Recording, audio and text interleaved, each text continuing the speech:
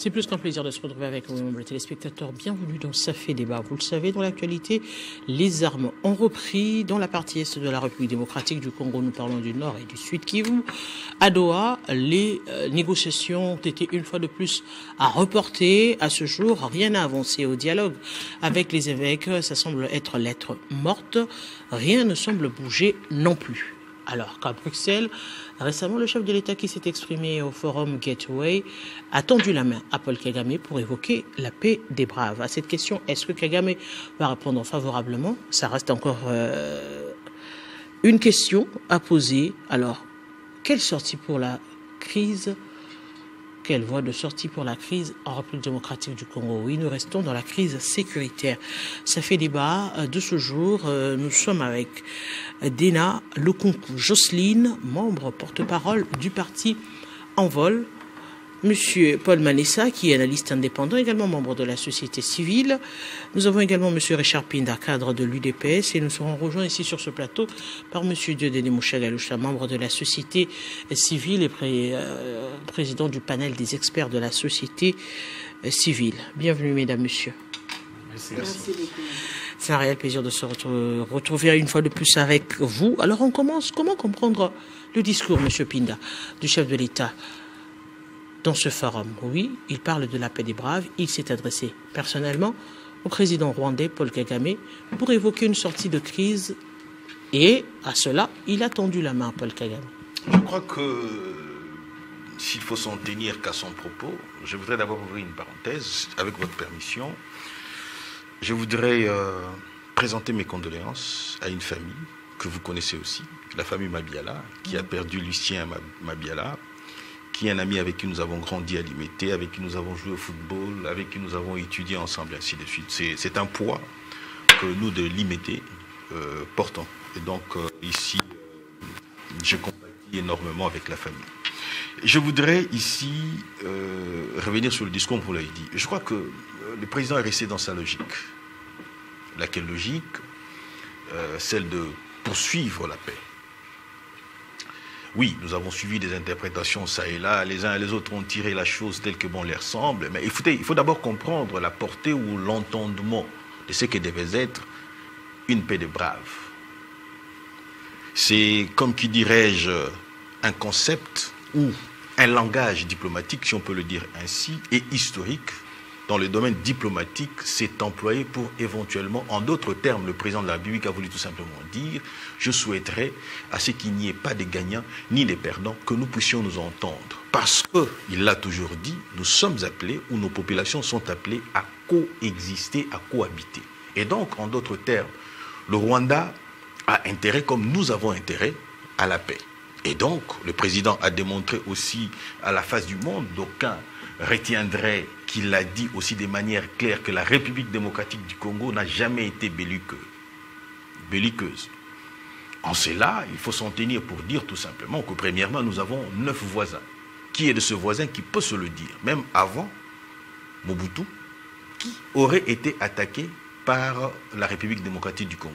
Et donc, ici, l'opinion retiendra que le président Tshisekedi, dans son langage, a voulu tout simplement dire que nous sommes disposés, et il en a fait appel. Rappelez-vous, lorsqu'il accéda au pouvoir, il a approché les 9 pays frontaliers pour éventuellement discuter avec eux, pour qu'ensemble nous sachions comment cohabiter.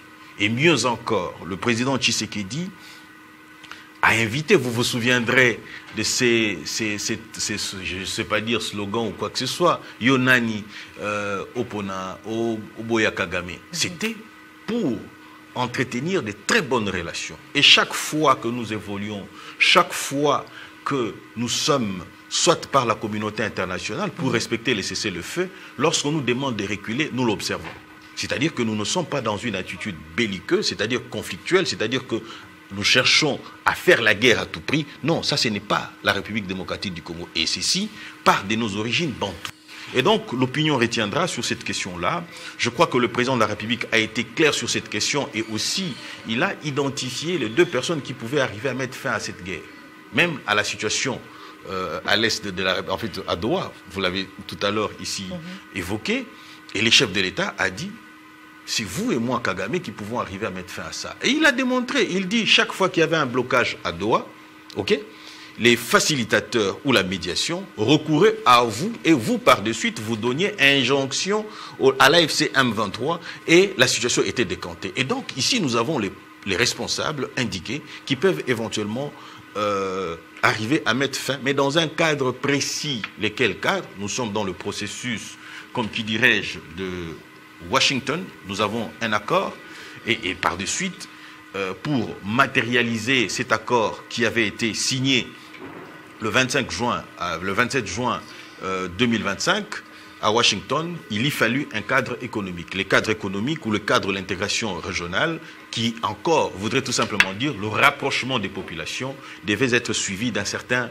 nombre d'actes. Entre autres, le retrait de troupes rwandaises et ainsi de suite. Donc vous conviendrez avec moi que la logique selon laquelle nous évoluons, eh ben, elle est celle qui est restée telle qu'elle. Le chef est resté sur cette voie-là.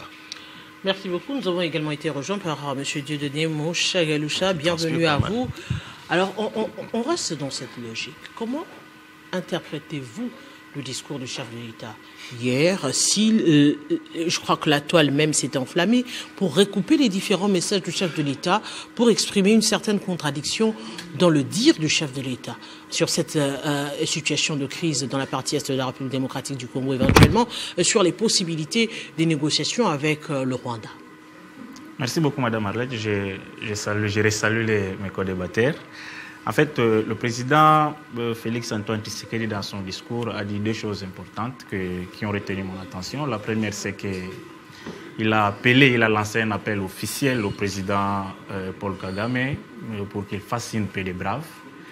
Et en deuxième lieu, il a annoncé la suspension des plaidoyers en faveur des sanctions contre le Rwanda. Ce sont les deux choses que j'ai retenues principalement de ces messages. Et ces messages, moi, je pense qu'il souligne trois éléments. Le premier, c'est que le président est resté dans cette posture de la visibilité internationale. Cette recherche de la visibilité internationale, qui s'est traduite par le fait d'utiliser une tribune diplomatique pour faire passer le message au niveau Ce qui a été d'ailleurs rappelé par Paul Kagame pour dire que nous sommes ici pour parler partenariat, économie et autres. Oui, ça c'est l'interprétation. En fait, le message a été sorti de son contexte. La vérité est que le président du Rwanda est intervenu avant le président de la République démocratique du Congo. Et que cette posture-là, parlant du trafic, de l'utilisation du forum pour faire des injonctions, il ne s'adressait pas au président de la République démocratique du Congo, mais plutôt à la posture qu'avaient pris certains autres dirigeants, notamment aussi ceux de l'Union européenne. Ça signifie que peut-être qu'il a anticipé, il savait déjà que le président Tshisekedi dirait aller dans le même sens, peut-être qu'il a anticipé aussi ce message. Mais en tout cas, la relation qui est faite dans la toile entre le message du président Tshisekedi et cette réaction au col du président Kagame est sortie de son contexte. Donc c'est une désinformation. C'est comme ça qu'on peut appeler ça. Je disais, le président est resté dans cette logique de faire une visibilité internationale en utilisant ces plateaux-là diplomatiques pour porter le message à l'échelle globale. C'est aussi une pression internationale. Ça signifie porter encore à Paul Kagame, à la présence de tout le monde, sa responsabilité au niveau pour des crimes qui sont commis en RDC. Mais le troisième élément que je ressors, c'est que le président fait une relève du narratif. En partant de ces discours toujours de victimisation pour un discours proactif où la République démocratique du Congo dit que nous en avons assez des discours de condamnation, mais nous voulons plutôt des actes concrets, des actes réels pour que la paix revienne. Alors, cette question, c'est bien.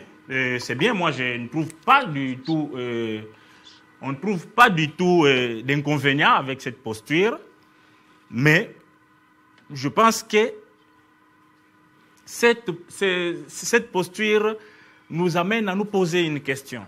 Cette question, c'est laquelle, qui va répondre? Vous avez posé ça à l'introduction. Qui répond à cet appel? Et la réponse à cette question que je vais poser ici pose les problèmes des limites de l'orientation diplomatique que notre pays a jusqu'aujourd'hui mis en avant, et de la nécessité de revenir sur ce que tout le monde a toujours créé, de causes profondes du problème, en abordant ces causes en interne et élaguer le problème, notamment par un dialogue national. Parce que l'analyse de tous les processus que nous avons menés jusqu'ici, je me permets de rappeler que récemment au sommet de l'ONU, le chef de l'État, dans son discours, il a presque exprimé un regret de l'échec du processus de Doha de Washington. Et nous avons vu qu'après, la signature a été bloquée à un certain niveau. Et quand le chef de l'État, au niveau de l'Européen, on change de tribune, on vient au niveau de l'Europe, il tend la main, ça pose une question. Est-ce que c'est dans la suite, comme l'a dit notre co-débatteur, des processus de Doha et de Luanda et des États-Unis, ou encore c'est en concurrence de ces processus? Or, aujourd'hui, concurrencer ces processus, surtout dans une tribune européenne, c'est encore se présenter comme un auteur de l'amalgame. Et ça risque de faire croire que le gouvernement congolais fait aujourd'hui partie de l'obstacle pour la paix. Et donc, il cède ici. Moi, je pense que c'est un appel logique que je lance au gouvernement congolais qui a très mal orienté dès le départ la posture officielle dans la résolution de la crise, en concentrant les efforts sur les aspects diplomatiques où il fallait acquiser crier sur le nom de Rwanda ici et là. Concentrer les efforts où exactement? Il fallait concentrer les efforts en interne en résolvant les problèmes, ce qu'on appelle les causes majeures. C'est la mauvaise gouvernance en interne. C'est de résoudre ces problèmes du rétrécissement de l'espace démocratique au niveau interne. C'est garantir le respect des droits de l'homme, des libertés publiques et des libertés citoyennes en interne. Et en dernière minute, toutes ces questions ne peuvent se régler que par un processus de dialogue qui soit inclusif en interne, qui réponde aux problèmes. Parce que tout porte à croire que les différents processus, les différentes démarches diplomatiques au niveau international ont échoué. Depuis Nairobi jusqu'à aujourd'hui à l'Union européenne, en passant par Luanda, Doha et États-Unis et tout ça, on voit que nous sommes dans l'impasse. Et l'impasse n'est pas justifiée parce que les autres sont mauvais. L'impasse est justifiée par le fait que nous avons très mal posé les problèmes au départ. Or, l'arbre à problème fait que si vous ne diagnostiquez pas les vraies causes, vous n'allez pas atteindre de bons résultats. Il faut revenir, les causes de la crise sont internes. Il faut éviter de stigmatiser certaines communautés. Il faut éviter de diaboliser certains acteurs pour des fins politiques. En bloc, il faut éviter d'instrumentaliser des questions sécuritaires à des fins politiques. S'asseoir sur une table et résoudre la crise en interne, et au niveau international, ça ne sera que des conséquences. L'inclusivité du problème, est-ce que cette problématique doit revenir aujourd'hui? Parce que certes, vous êtes de l'opposition, vous avez milité sur ce problème pour évoquer notamment le départ qui est parti de la crise qui s'est plus enflammée sur la question de la révision de la Constitution. Aujourd'hui, prendre le discours du chef de l'État, est-ce un aveu réellement, comme le dit M. Gloire, des choses des processus qui n'ont pas finalement marché et qu'il faille revenir en interne pour résoudre la crise? Monsieur Félix Tshisekedi est juste une personne qui aime la facilité. Henri David Thonon a dit que la meilleure gouvernance est celle de pouvoir gouverner sans effort. Et je pense que M. Félix Tshisekedi aujourd'hui, je ne sais pas si je peux dire, bon, je ne veux pas aller avec des mots forts, mais tout ce que je pourrais dire, c'est que lorsqu'on veut devenir président de la République, ça voudra dire qu'on a déjà réfléchi en amont, et il a fait 37 ans de lutte, comme eux l'ont toujours dit à l'UDPS. Ça voudra dire qu'il a vu la problématique, il a vu tout ce qui se passe en République démocratique du Congo, que ce soit par rapport à la sécurité, que ce soit par rapport au social et à la manière de vivre de la population. Et lorsqu'on candidate pour devenir président de la République, c'est pour apporter une solution aux problèmes de la population que vous voulez représenter. Et le fait pour M. Félix Tshisekedi d'aller dire ce qu'il est... Enfin, de toute façon, lui, lorsqu'il va à l'extérieur du pays, il ne fait que raconter des choses qui doivent jeter de l'opprobre dans le pays. Et tout ce que nous pourrons dire, c'est que le fait de pouvoir le faire, au fait, il a juste remis sa queue entre ses pattes. C'est un aveu d'échec, c'est un aveu d'irresponsabilité. Parce que lorsque M. Félix Tshisekedi est devenu président de la République en 2019, il y a eu des multiples prises de décision qui avaient été très mal faites, et c'est ce qui nous emmène aujourd'hui avec des contestations, que ce soit du côté de l'opposition, que ce soit du côté des églises, que ce soit du côté de la société civile, parce qu'au fait, M. Félix Tshisekedi n'a pas su lire les signes du temps, il n'a pas su bien faire les choses. Et sa mauvaise gouvernance a fait en sorte qu'aujourd'hui, il se retrouve entre quatre murs et il ne sait quoi faire. Et la mauvaise prise de décision qu'il n'aurait jamais eu à faire, c'est de pouvoir remettre sur la table cette affaire de M. Kagame. Rappelez-vous qu'en 2021, M. Félix Tshisekedi avait déjà tendu la main à M. Kagame lorsqu'il a appelé plusieurs personnes au stade de martyr pour chanter Yona Nuboya Kagame. Et après, ils ont donné nos minéraux à Kagame, soit disant que Kagame avait un carnet d'adresses. Et qu'est-ce qui a fait que ce lien, que cet accord puisse se casser? Ils nous ont jamais dit. Quels étaient les tenants et les aboutissants de ce qui s'était parlé? Ces pourparlers avaient abouti à quoi? Et qu'est-ce qui avait fait que ces pourparlers puissent être cassés? C'est ça. Aujourd'hui, M. Félix Tshisekedi, il n'a pas su faire en sorte que notre armée puisse être une armée dissuasive, parce que c'est que nous l'avions dit par rapport à notre projet de la refondation, nous avions dit qu'il aurait fait en sorte que nous ayons une armée qui fasse en sorte que nous puissions préserver la sécurité et l'intégrité nationale territoriale de notre pays.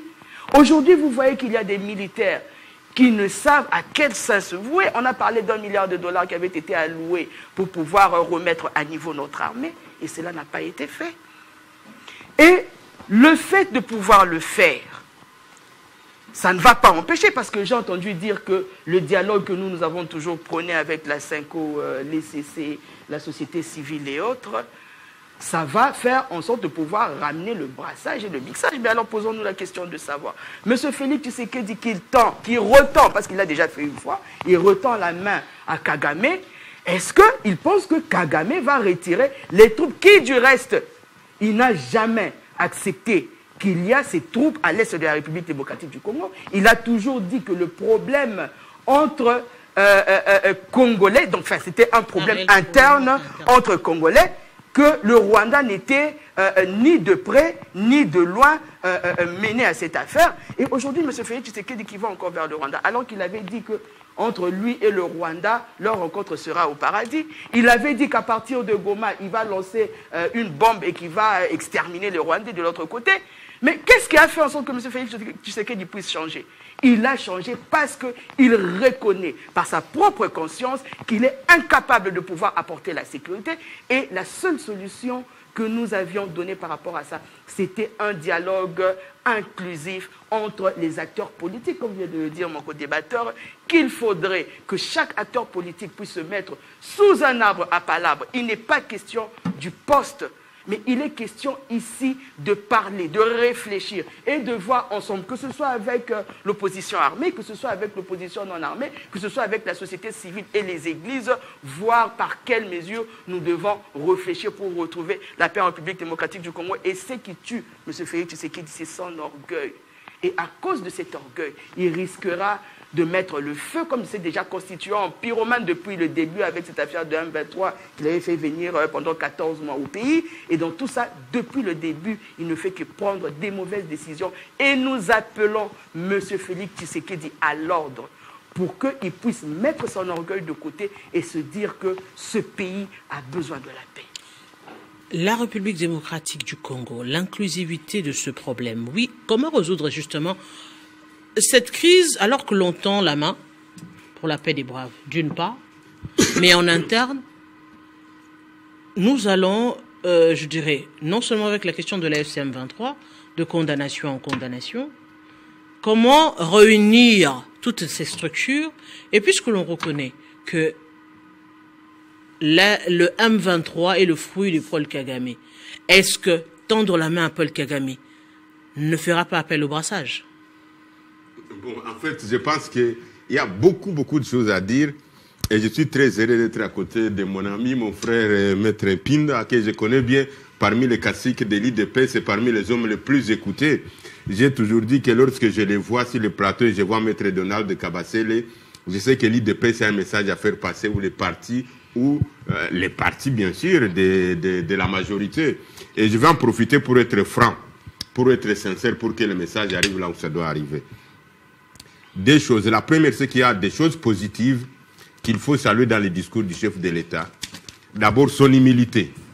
Le fait de s'être rendu compte que, finalement, un discours belliciste, un discours de violence, un discours de croire qu'on a toutes les manœuvres, qu'on peut tout faire, qu'on peut déstabiliser, qu'on peut faire ce qu'on veut. Finalement, ce discours, je ne l'ai pas senti dans la bouche de son Excellence Félix-Antoine Tshisekedi Tshilombo. Cette humilité-là de s'être rendu compte que, finalement, la réalité, elle est là. Ce n'est pas un idéal, ce n'est pas dire on va frapper aujourd'hui, ce n'est pas dire qu'on va chasser Kagame, ce n'est pas dire qu'il y a des pantins, ce n'est pas à dire... Donc ces discours-là, je ne les sens presque plus. Et je pense que les collègues, les amis de l'IDPS vont finalement, même dans les réseaux sociaux, être humbles de la même manière que le chef de l'État est désormais humble. Puisque finalement, aller dire devant le monde entier, vous tendez la main à quelqu'un qui vous accusait hier, violer vos enfants, piller vos richesses, occupe votre maison. C'est comme madame, nous tous, nous sommes des responsables. Moi, personnellement, je suis marié, j'ai des enfants que j'aime beaucoup et mon épouse. Quelqu'un arrive dans ta maison, il viole ta fille, il casse la télévision, il s'assoit au salon, il te chasse dans la chambre, il va dans la cuisine où vous gardez, puisqu'il amène beaucoup d'argent comme les Katanga. Il prend tout ce qu'il y a comme richesse là, et vous, au lieu de les chasser, au lieu de lui dire, vous partez dire non, venez les voisins, vous voyez, ce monsieur ici, il est en train de faire, je lui demande pardon, qu'on puisse faire ça, ça et ça. C'est ce qu'on peut déduire. Et donc, ça, c'est un premier élément. L'humilité du chef de l'État, je vais saluer ça. Et j'espère qu'on va rester sur cette même ligne de conduite. Deuxième élément qu'il faut saluer dans les discours du chef de l'État, le fait d'avoir dit qu'il n'est pas trop tard. Et donc, je pense effectivement que lui-même se rend compte qu'il n'est pas trop tard de pouvoir faire la paix. Et cette paix, madame, je l'ai proposée depuis longtemps. Il fallait faire un dialogue en spirale, en international, en régional et en interne. L'international, pour le moment, il est en train d'échouer. Que devient Doha, que devient Qatar, que devient CAC, que devient la SADC, que devient tout ce qu'il y avait eu comme en Angola. D'ailleurs, lui-même a reconnu que ça a échoué. Que devient tous les anciens chefs d'État qu'on avait désignés. Uhuru Kenyatta, nous rappelons qu'il y a un panel de 4 qui avait été mis en place. Ils deviennent quoi? Donc, en international, ça a échoué. En régional, maintenant, avec Paul Kagame, ça prouve à suffisance que ça ne va pas marcher et ça ne marche pas. Puisque ça fait la deuxième fois, la troisième, quatrième fois, ils se sont rencontrés aux États-Unis, en Angola, ça a échoué, et maintenant à Bruxelles. Et vous avez suivi, je pense que Maître Magloire n'a pas été très attentif, le président rwandais a intervenu après le chef d'État congolais. Ce qui veut dire que... Le premier orateur, c'était le chef de l'État. Voilà, son Excellence Félix-Antoine Tshisekedi Tshilombo. Et la réponse est venue après. Oui. Et donc, voilà un autre élément. Est-ce que le cadre était approprié? Maître, il est un avocat très brillant, il gagne beaucoup de procès. Il sait qu'une action mal orientée n'aboutit jamais. Est-ce que c'était le moment, c'était le cadre où il fallait évoquer cette question? Je me pose la question. Et c'est là où, parmi les choses négatives, j'ai parlé des choses positives, maintenant parmi les choses négatives, que font effectivement les services de sécurité? Que fait la diplomatie agissante? En réalité, en principe, et prenez ça, je vous donne ça comme un cadeau gratuit, Maître Mpinda, les services... le droit de refuser. Bien sûr, mais voilà. Vous ne le refuserez pas parce que ça vaut la peine. C'est-à-dire que les services et les protocoles, les services de sécurité et la diplomatie devraient être à mesure de savoir si le chef de l'État va faire passer quel message et le discours dans une tribune pareille. Donc, à ce moment, il devrait infiltrer les services organisateurs de ces forums pour savoir entre les chefs de l'État rwandais et congolais qui va passer le premier. Et déjà savoir que si le chef de l'État va dire ceci, les Rwandais vont réagir ainsi, ou alors on devrait faire que les Rwandais passent avant et que notre chef de l'État vienne après, puisque finalement... le message ne puisse pas être contredit. Voilà, pour que le message ne puisse pas être contredit, parce que lorsque vous avez suivi ce que Paul Kagame a dit, ça fait la honte pour nous Congolais de voir que le président rwandais puisse répondre à notre chef de l'État de la manière dont il a utilisé ces termes. Moi, comme Congolais, je suis fâché contre Paul Kagame. Parce que les éléments, les langages qu'il a utilisés pour détruire tous les discours du chef de l'État congolais, ça laisse patois tout le monde. Et donc vous avez senti que Kagame dit non, ce n'est pas l'endroit, nous sommes venus pour le partenariat, mais les autres viennent pour pleurnicher, les autres viennent pour parler ceux qui pensent de leurs humains. Et donc vous avez senti l'arrogance, voilà, pour donner les injonctions, comme si on donnait les injonctions à un subalterne. Et donc ça c'est une faille au niveau des services, et j'en profite pour les demander comme patriotes, comme Congolais, mes chers frères qui êtes dans les services, CNS, ANR, Conseil national de cyberdéfense, protocole diplomatie, prenez soin d'infiltrer là où le chef de l'État va aller et savoir qu'est-ce qui va se faire. Je vous donne ça comme cadeau, je ne vous demanderai de consultance. Troisième élément, madame, lorsqu'on prend effectivement les discours lui-même du chef de l'État, il s'adresse à Paul Kagame pour lui dire donner des injonctions, mais pourquoi on ne peut pas réfléchir? Si vous savez que ce qui tient vos enfants, ils sont là, pourquoi ne pas arracher les enfants? Pourquoi on est incapable de faire la gymnastique au niveau des collaborateurs du chef de l'État, au niveau des l'IDPS, au niveau de l'Union sacrée, pour dire, bon, comme Kagame s'approprie le Congolais, nous on récupère ces Congolais pour voir Kagame va faire quoi encore. Mais le chef de l'État, le chef de l'État reste dans la logique de dire qu'il ne va pas négocier avec l'M23. C'est pourquoi il demande à Paul Kagame de retirer justement le M23. Voilà une erreur grave. Vous refusez de négocier avec vos propres compatriotes, vos propres administrés, vos propres citoyens pour lesquels vous avez juré serment, puisque vous êtes le président de tous les Congolais, mais vous préférez aller parler avec les Rwandais.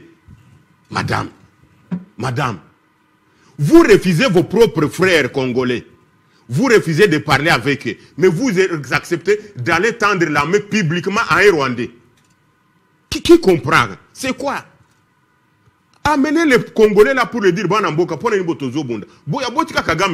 laissez Kagame là-bas, venez, et puis on va voir comment Kagame va venir prendre Arlette sur ce plateau, comment va venir prendre Maître Mpinda, surtout pas lui, qui se bat jour et nuit, même dans les ambassades contre eux, comment elle va venir prendre Maître Magloire, comment elle va prendre les données Mouchagaloussa, au moment où le père de la nation, n'oublions jamais ces qualificatifs. Le président Félix Antoine, il est le père de la nation, congolais de l'opposition, de la société, de la majorité, c'est lui le symbole de l'unité nationale. Mais vous proposez, vous préférez aller parler avec les Rwandais, avec le président rwandais, mais vous refusez vos frères. Et je termine, madame. Oui. Deuxième élément, donc, tant, madame, qu'on ne travaillera pas sur la cohésion interne, sur la réconciliation nationale vraie, il n'y aura pas de solution et on n'aura pas une paix durable. Ça serait une paix de façade. L'autre élément qu'on peut découvrir dans ce discours, il dit à Paul Kagame de donner l'injonction à ce qu'on puisse demander au M23 de s'asseoir. Au même moment, il n'y a pas longtemps, la justice congolaise a condamné Joseph Kabila pour dire que c'est lui qui est le patron du M23. Maintenant, finalement, comment Kagame ou les autres, la communauté nationale, va interpréter ça? Vous demandez à Paul Kagame de retirer, mais dans l'entretemps, vous condamnez quelqu'un qui... Et donc, dans la logique, on déduit que Joseph Kabila, il est Mwana Bissala et Paul Kagame. Maintenant, comment vous condamnez Mwana Bissala, mais vos autres tendres, le Boko et pas Koloboro? Non, qui peut me dire, mon frère Pinda, est-ce que vous y comprenez quelque chose? Moi, j'y comprends et je vais vous répondre. J'aimerais bien que vous puissiez me répondre en toute objectivité et sérénité.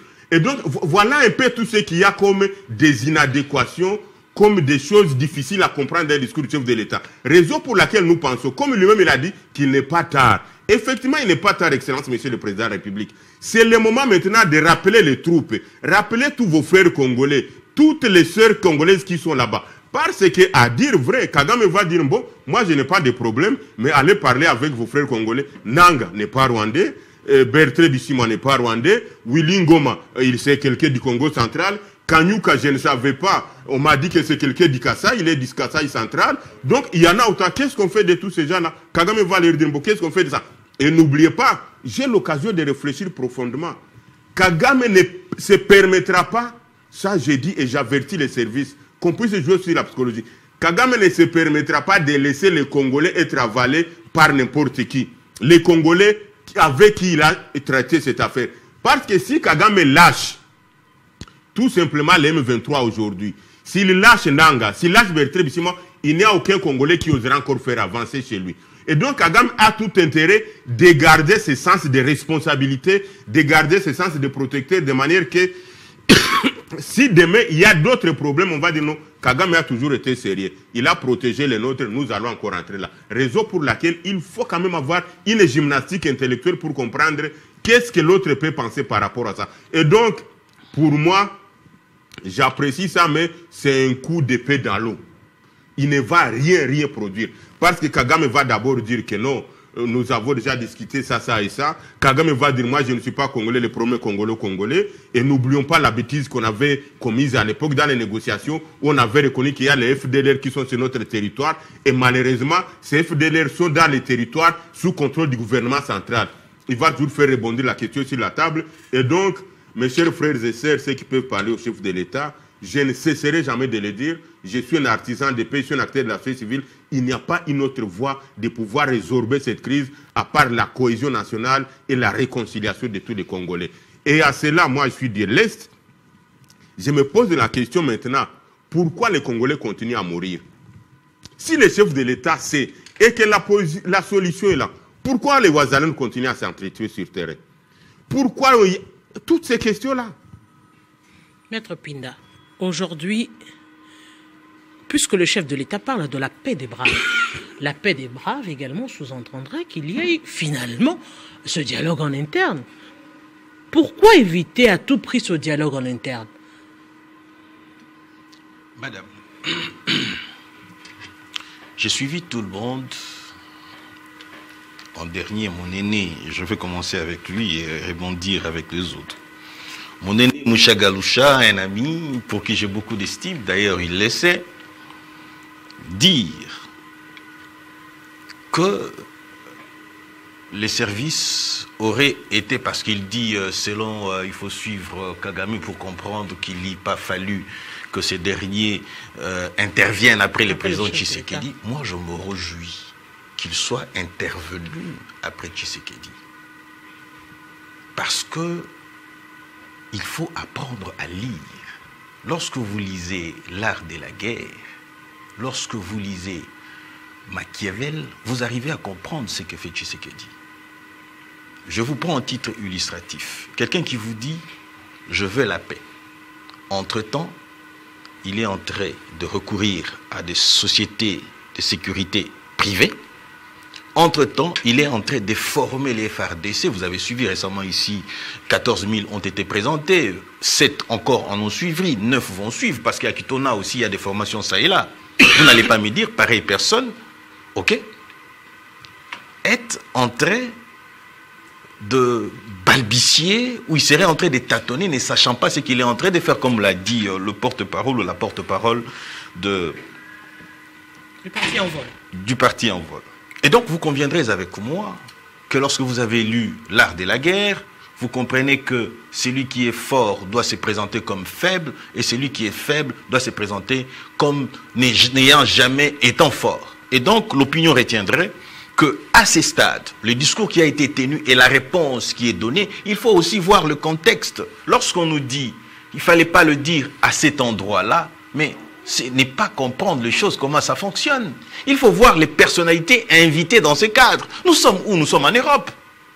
Et qui parraine le forum GET, tout ce que vous voulez là? C'est l'Union européenne. Mais c'est qui l'Union européenne? C'est l'Union européenne qui a promis 51 millions d'euros à Kagame pour soutien d'exploitation des minerais. Et éventuellement, vous allez vous rendre compte, dans ces forums-là, on parle du partenariat. Et ces partenariats, entre autres, vous évoquez aussi la question de l'exploitation ou de l'intégration régionale. Entre nous soit dit. C'est-à-dire que nous sommes dans ce contexte bien précis pour l'idée Kagame a préféré aller outre. Et lorsqu'il rejette la proposition qui a été faite, et donc l'opinion internationale retient. Et ici, Tshisekedi a insisté. Il dit, je prends à témoin. Et lorsqu'il a évoqué le président angolais, Lorenzo, il n'a pas dit que nous avions échoué en quoi que ce soit, non, pas du tout. En fait, il a pris le monde à témoin pour dire, nous avons commencé un processus. Et du jour au lendemain, Kagame refuse d'y aller. C'est-à-dire que l'obstacle, ce n'est pas moi, puisqu'il faut se le dire. En coulisses, on a voulu faire croire au monde que Tshisekedi, ayant refusé de signer l'accord d'intégration régionale, était à la base du blocage. Mais il dit non, ce n'est pas moi. Le problème, ce n'est pas moi. Et si à Doha, personne n'y va, c'est parce que Kagame est derrière. Et il l'a démontré, il a dit, oui, on peut dire congolais comme on le voudrait. Mais il a rappelé pour dire, lorsque nous sommes chaque fois bloqués à Doha, il faut l'intervention. Et il a dit en présence, il a pris à témoin le représentant de l'émir du Qatar et aussi il a pris le représentant de Donald Trump, c'est-à-dire Massa Boulos. Et donc vous comprenez dans ce contexte-là, ce qui est fait, il y a une suite logique qui va suivre. Il y a une suite logique qui va suivre. Je vous informe en passant que je suis partisan de la guerre contre le Rwanda. Et je suis partisan de la guerre contre le M23. Et je suis partisan de la justice. Je voudrais ici répondre à Madame de l'Envol, qui dit, bah écoutez, le M23 il a vu le jour où tous a voulu existe ou réexiste. On dit M23, ça veut dire le mouvement de 30 mai 2013. Du 23 mars 2013. Tshisekedi n'était pas encore président de la République. C'est quelque chose qui existait, qui n'était pas résolu. Et nous le savons tous, lorsqu'il évoque la question des causes profondes, nous savons que ce sont des faux fuyants. Lorsqu'on dit cause profonde, mais on ne dit pas, on ne vous dit pas, parce que pour le Rwanda, c'est la présence de FDLR. Nous savons tous que les FDLR sont supposés être à l'est de la République. Et présentement, nous avons les FDLR qui sont gérés par les occupants. Qui sont les occupants? Mais c'est le Rwanda. C'est-à-dire que, ayant pris possession de ces zones-là, nous pensons que les choses devaient être résolues. Parce qu'ils savent où sont situés les FDLR et facilement ils peuvent les traquer. Eh bien, nous avons prévu les mécanismes dans l'accord de Washington qui parlent de l'échange ou des échanges de renseignements pour faciliter la traque des FDLR. J'en viens encore par rapport au discours qui a été, je ne cesserai de le dire, Tshisekedi à Brazzaville, quand il est allé lors de la crise FCC-Cash, il vous a rassuré, hein, il dit, mais soyez calme. Et d'ailleurs, en rentrant là-bas, nous allons trouver des solutions. Et par de suite, il a pris d'autres options. Je ne voudrais pas vous dire que Tshisekedi, je ne voudrais pas vous le dire, même si je voudrais que vous le croyiez, il est sur pied de guerre. Et je vous dis, avec une armée conséquente à ces jours, parce que les formations, nous les avons, et les armes, nous les avons achetées. Vous savez, lorsque vous lisez la Bible, parce que lorsque je vous dis l'art de la guerre et Machiavel, on donnerait l'impression qu'il faut être beaucoup plus scientifique. Mais je voudrais m'en tenir à la Bible, parce que tout le monde lit la Bible, même les musulmans, ils lisent la Bible. Mais regardez comment s'est comporté David face à Goliath. Que faisait Goliath? Il faisait beaucoup de bruit. Goliath faisait peur. Goliath clamait sa force partout. Mais David, c'est quelqu'un qui avait les assurances qu'il fallait et il fallait les obtenir. Dans les cas échéants, rappelez-vous. Dans les cas échéants qui représentent David, qui représente... C'est évident. Parce qu'aujourd'hui, il faut se le dire. Si hier, 30 ans durant de guerre à l'est de la République, et que la République démocratique du Congo n'a jamais osé, même Tshisekedi au pouvoir depuis 2019, n'avait jamais osé attaquer le Rwanda parce qu'il n'avait pas ce qu'il a aujourd'hui. Aujourd'hui, le monde entier reconnaissent, même s'ils veulent ignorer, prétexter que le Rwanda n'est pas sur le sol de la République démocratique du Congo, même si le Rwanda venait à le dire, l'accord de Washington, c'est l'accord de coup. La résolution 2773 dit que nous sommes agressés de manière indirecte et directe, ce qui voudrait dire que nous avons de manière indirecte les soutiens financiers et militaires en armement, et vous avez de manière directe la présence militaire sur le sol rwandais. en droit international ou en droit des relations internationales, l'agression est belle et bien établie parce lorsqu'il est question d'un seul élément sur le sol d'un État, on parle d'une agression. Et dans le cas d'espèce, nous y sommes. Maintenant, lorsqu'il est dit, je voudrais que l'opinion comprenne ce que je dis, n'engage que ma responsabilité. Je pense qu'il est arrivé à une phase où bientôt nous allons entrer en guerre contre le Rwanda. Et ça, il le faut. Il faut pour imposer, je prête ces mots, où il dit qu'il faut imposer le respect de la République démocratique du Congo. La République démocratique du Congo a fait tout ce qu'il fallait faire. J'ai fait un rappel historique pour dire que lorsque le président Tshisekedi est arrivé au pouvoir, la première des choses, c'est visiter tous les autres chefs d'État africains. Rappelez-vous que nous avons signé des accords économiques. Mais c'est ce que veut l'accord d'intégration régionale économique soit fait. C'est-à-dire que nous voulons rapprocher nos populations pour faciliter l'économie, la commercialisation de biens et la libre circulation des personnes. C'est-à-dire que nous sommes revenus à la case du départ, à la proposition du président Tshisekedi. Et donc, ici, entre nous soit dit, quel est l'impact que pourrait avoir un accord régional si cet accord n'a pas reçu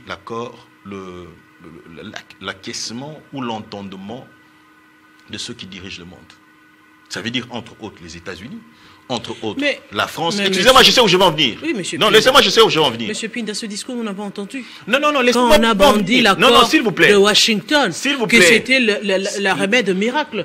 Vous savez, la puissance des États-Unis, si les États-Unis s'imposent, si les États-Unis parlent, tout le monde va écouter. Mais jusqu'aujourd'hui, nous en sommes au point mort. Voilà où et les États-Unis même vous rappellent que vous ne pouvez pas négocier avec nous tant que vous n'avez pas réussi à négocier avec vos frères. J'ai fait appel. Dont le processus de Doha. J'ai fait appel aux faits.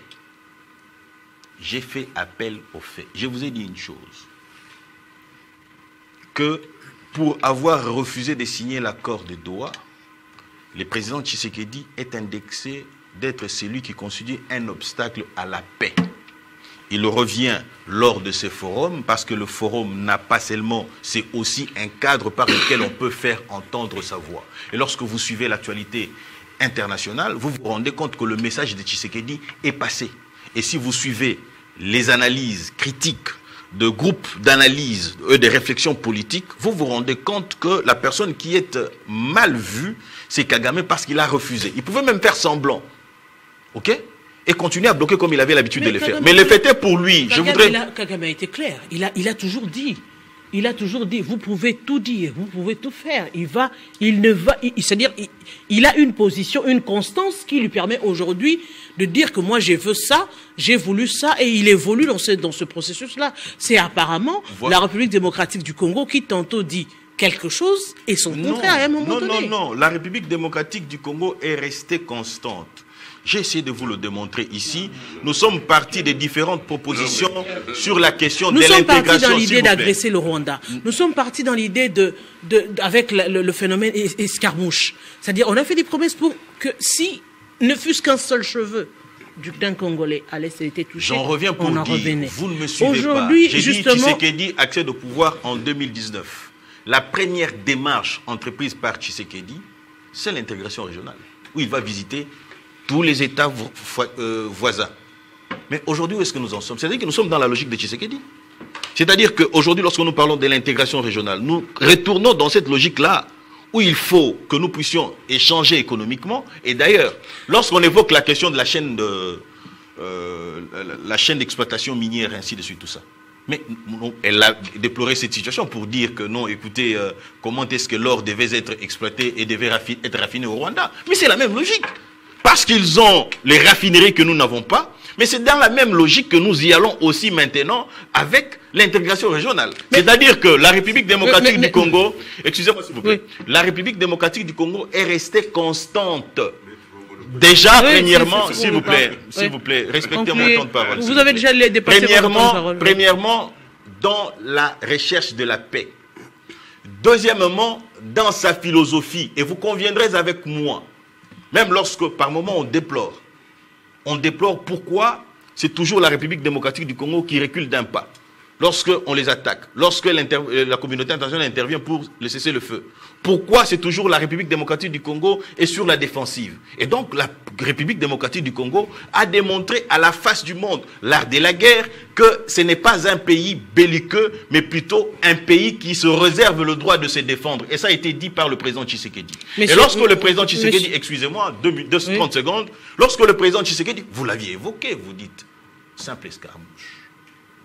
Moindre escarmouche. Une seule cheveux qui tombe de la tête d'un Congolais, je veux attaquer. Vous n'allez pas me dire que c'est un discours belliqueux. Ah non. Mais là également, il a reconnu qu'il y a des milliers de morts. Pardon? Qu'il y a eu des milliers de morts jusqu'aujourd'hui. Non, mais effectivement. Et qu'on n'a pas toujours attaqué. Non, mais écoutez, mais aujourd'hui, il faut se le dire aussi que lorsque... Je veux revenir là-dessus. Oui, je veux revenir sur cette question des milliers de morts. Monsieur Gloire, est-ce qu'aujourd'hui, finalement, on n'est pas en train de tourner en rond, de redire les mêmes choses sans trouver des solutions? Est-ce que la solution ne viendrait-elle pas, finalement, de ce dialogue inclusif?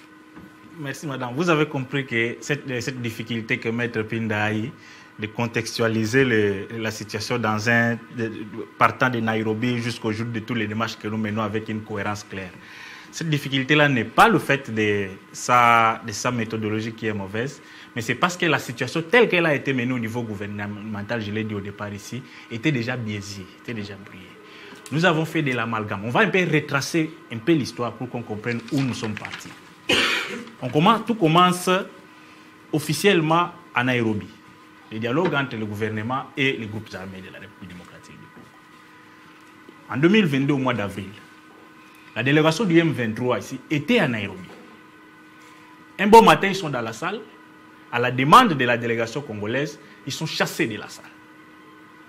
Le gouvernement congolais dit, nous ne négocions pas avec le Pantin, nous devons négocier directement avec les Rwandais, qui est leur responsable. Ces gens, les Makenga, les délégations, ils introduisent même un recours qui est débouté. C'est ce qui amène à la création du processus de Luanda, où le gouvernement congolais devait être en face du gouvernement rwandais. Ce processus a évolué. Il y a eu des travaux au niveau politique, diplomatique, même au niveau technique, au niveau des généraux. On a fait des CONOPS, tout ça. On arrive à un certain niveau.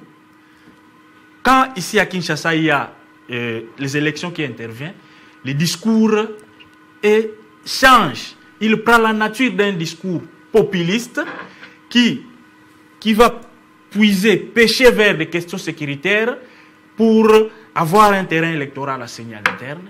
Et le Rwanda également s'est joué à ces jeux. On arrive au niveau de la conclusion des accords, il bloque aussi à son niveau. Et nous sommes dans l'impasse. C'est lorsque nous sommes en train de nous chercher à quel sein se vouer, l'Union africaine, la SADC, tout ça au niveau de la sous-région, ils sont en train de chercher quelle autre option prendre, qu'un bon matin, brusquement à la surprise de tout le monde, nous voyons les deux chefs d'État à Doha. Lançant un message qui avait suscité espoir. D'un côté, nous sommes à Doha. Ce sont des processus parallèles qui vont encore aux États-Unis là-bas. C'est l'accord minéré contre sécurité. Clairement, la position du gouvernement était, on croyait que ça va être des tic au tac. Les Américains viennent, ils puissent, et puis la guerre finie. Les M23, on les met dehors. Alors, c'est ce qui a même conduit, j'insinue, je ne confirme pas, c'est ce qui pouvait, je pense que c'est ce qui a conduit le gouvernement à saboter toutes les questions internes. Et je suis encore très surpris, très dérangé de voir que Maître Pinda dit encore aujourd'hui que les causes internes du conflit seraient des faux fuyants. Et il résume ces causes à la problématique du M23. Je ne pense pas qu'il faut dissocier ces éléments. La question du M23 a été aussi officiellement reconnue par notre gouvernement, tant à Luanda que même à Doha. Parce qu'il y a même un plan commun avec le Rwanda. On ne peut pas accepter qu'on va neutraliser en interne le M23 lorsqu'il n'existe pas. Le FDLR lorsqu'il n'existe pas. C'est une question à part qui est traitée, qui doit être classée dans la catégorisation des problèmes internationaux ou régionaux. Mais au niveau interne, quand on parle des causes profondes, c'est notamment la crispation de l'espace politique. Vous le savez bien que depuis les élections de 2023 jusqu'à aujourd'hui, l'espace politique est fortement rétréci. Et que cet aspect-là, ce n'est pas seulement aujourd'hui, c'est parmi les... D'ailleurs, la crise politique est l'une des plus grandes causes des différents soucis que nous avons au niveau sécuritaire. Et que minimiser cela, résoudre tout cela au faux fuyard des Rwandais, ça revient à placer les Rwandais toujours comme les plus grands problèmes des conflits que nous avons à l'est de la République démocratique du Congo. Et dans cette posture, nous n'allons pas arriver à la paix parce que je l'ai dit ici tantôt, que le problème n'est pas les Rwandais. C'est pour cette raison que toutes ces démarches, même aux États-Unis, ont échoué. Parce que nous avons externalisé les problèmes. Et on a cru que nous devons aller puiser des solutions ailleurs pour les importer ici. Or, même dans ces cas encore, pour qu'une solution qui soit travail à l'interne soit acceptée ici, elle doit être acceptée par la population. Mais comment faire accepter la chose alors que politiquement on parle de la majorité, lorsqu'on dit qu'il n'y a pas de problème en interne, puisque la majorité déjà au Parlement, c'est la majorité au pouvoir, et comment il y a l'opposition, et comment contextualiser ce problème interne? Comment le comprendre en dehors de la politique? Madame, le problème, il est compris. Même le pouvoir aujourd'hui comprend que le problème, il est interne. Je vais vous donner des exemples. Le fait que le président ait annoncé publiquement qu'il lançait des consultations et qu'il voulait que les gens, opposition, société civile, tout le monde vienne, ça signifie qu'au départ, il savait déjà qu'il y a un problème à l'interne.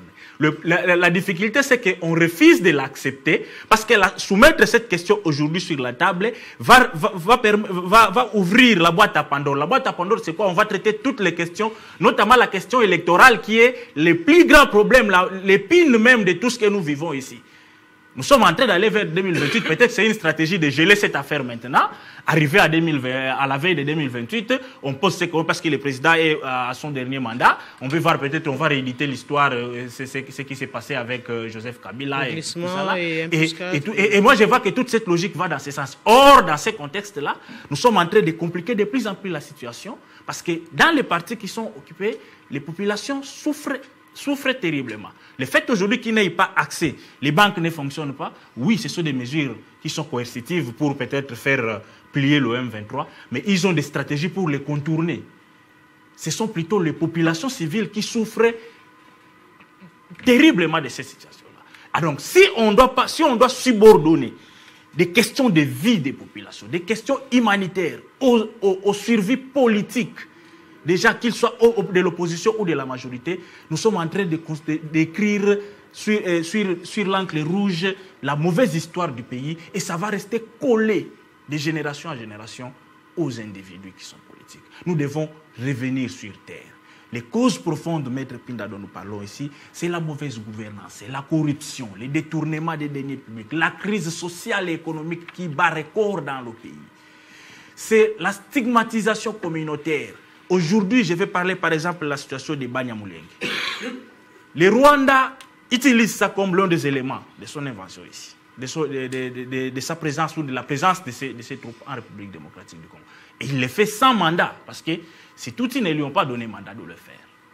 De l'autre côté, en interne, nous alimentons les discours de haine. J'étais même écœuré de voir qu'un membre du gouvernement dit récemment que le problème des discours de haine ne sera jamais résolu tant que les Rwandais sera ici. Ça signifie qu'on reconnaît implicitement que nous devons continuer à stigmatiser ces communautés-là innocentes. Mais est-ce que la stigmatisation en question y est réellement? Parce que dans le gouvernement, on retrouve également ces questions de Nyamulenge, on retrouve la communauté qui est minoritaire dans le gouvernement également. Mais le problème, ce n'est pas de se retrouver dans le gouvernement, le problème, c'est dans l'opinion collective congolaise. Aujourd'hui, lorsqu'on voit une personne mince, de haute taille, on lui dit carrément qu'il est rwandais. Comme vous, un peu comme guinéen. Oui, tout ça. Vous comprenez? Et aujourd'hui, ce sont des faits. Peut-être que nous minimisons ça. Justin Bitakwira, c'est un député, il est sous sanction européenne. Il est aujourd'hui parmi les caciques. Il est partout en train d'inciter à la haine.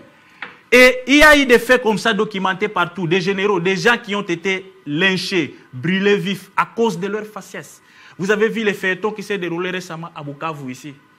C'était un conflit. Effectivement, on peut douter des compétences de quelqu'un, mais sortir des contestations du cadre purement des compétences pour l'amener sur un terrain qui est ethnique, ce sont des pentes glissantes là où nous allons, et c'est ce que les autres provoquent. Le plus dangereux, ce n'est pas seulement pour notre pays, mais c'est que les populations concernées, celles-là qui sont les Tutsis qui sont au centre de cette guerre-là, subissent. Ils subissent tant parce que les Rwandais les acquis, tant parce que nous aussi. Donc, Maître Pinda, les causes profondes, c'est la corruption en interne, c'est l'espace politique qui est bloqué, ce sont des condamnations inutiles. Ici, on a condamné quelqu'un parce qu'on dit que, parmi les motivations, il n'a jamais dit officiellement que les Rwandais nous agressent. C'était une raison pour laquelle, parmi les éléments qu'on a évoqués par rapport à la chasse de Joseph Kabila, il n'a jamais dénoncé les Rwandais. Vous comprenez? Donc, tous ces histoires-là... Soyons sérieux. Madame Pinda. Madame Dena. Je cherche à créer des problèmes de part et d'autre, sincèrement. Madame Dena. Alors, comment sortir de cette crise très rapidement? Voilà, pour la réalisation nous a accordé 5 minutes, on va le départager entre vous deux. Comment reconsidérer cette question? Oui, vous étiez le premier à prendre la parole. Oui, non. 2 fois, c'est la deuxième fois, donc on prend le temps de parole 2 fois. Monsieur Pinda a dit quelque chose qui m'a un peu tiqué. Il a dit que le chef de l'État a l'habitude d'écouter Monsieur Maître Pinda. Alors je comprends. Je parle de Monsieur Mouchangaloussa qui a affirmé, qui a affirmé que le chef de l'État vous écoutait. Vous écoutiez plutôt. Alors, je comprends pourquoi est-ce que notre pays est en train d'aller droit vers sa chute. Parce que si, avec les propos que Maître Pinda est en train de dire sur ce plateau, si réellement le président de la République écoute ça, alors c'est normal que notre pays va droit vers l'enfer. M. Pinda a dit que M. Félix Tshisekedi est... Maître Pinda. Il a dit que M. Félix Tshisekedi est en phase de faire la guerre au Rwanda. En quoi faisant?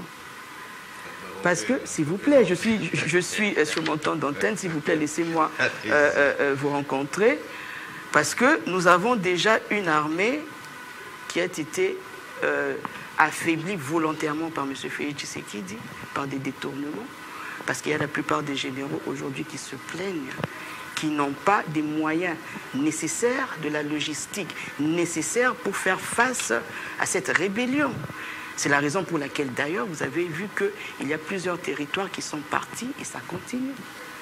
Pendant que le gouvernement aujourd'hui est dans la distraction, dans le détournement, le clientélisme, le tribalisme, les voyages et tout ceci, vous voyez que de l'autre côté, ils sont en train de se préparer. Ils sont en train de former des commandos.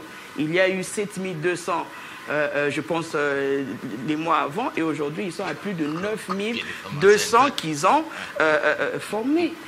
Et aujourd'hui, disons-nous la vérité, parce que ce sont des vidéos que nous voyons et qui sont publiées au vu et au su de tout le monde, que notre armée aujourd'hui ne fera pas face à l'armée du M23. Qu'on se le dise la vérité. Parce qu'ici, ils sont dans la distraction. Pour eux, ils se disent que tant que Kinshasa n'est pas touché, au fait, pendant qu'ils sont sur leur tapis rouge, pendant qu'ils savent encore prendre leur vol pour aller pleurnicher ailleurs, au fait, pour eux, tout va bien.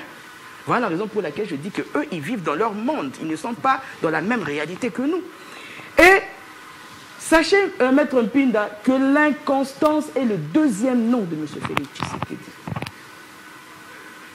Il a toujours été inconstant. Pendant la campagne, il avait dit qu'il allait placer un QG à Goma pour pouvoir contrer cette affaire de l'insécurité à l'Est. Ayant pris le pouvoir, il dit non, il ne peut plus y aller parce que ce n'est pas à lui de faire le job.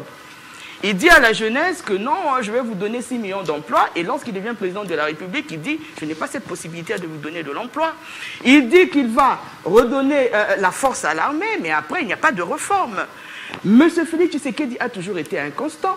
Il y a peu, il a dit que c'est lui qui organiserait les dialogues. Parce que pour lui, dans son orgueil, il y a des têtes qu'il veut voir, il y a d'autres têtes qu'il ne veut pas voir, alors qu'il ne sait pas que lorsque l'on veut mettre tout le monde sous un arbre à palabre, excusez-moi, on appelle le diable, on appelle Lucifer, on appelle Satan, on appelle tout ce monde-là, parce que nous avons besoin de la paix.